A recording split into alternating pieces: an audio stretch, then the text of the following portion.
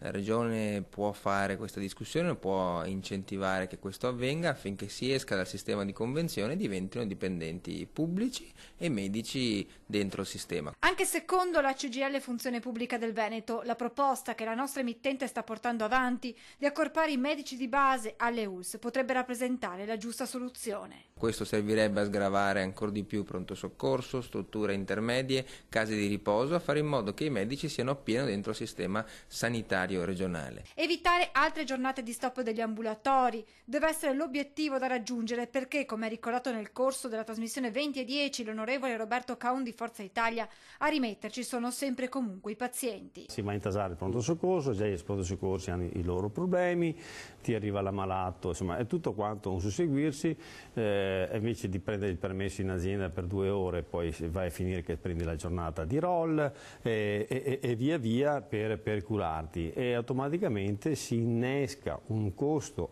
per lo Stato. Il Movimento 5 Stelle auspica che si raggiunga un punto di incontro per non creare ulteriori disagi a chi in questa vicenda è il primo a rimetterci senza avere colpe, ovvero il cittadino. Quelli che stanno perdendo oggi sono i cittadini veneti e questo è intollerabile. Noi chiediamo che immediatamente venga riaperto il tavolo di trattativa tra i medici di base e tra la Regione.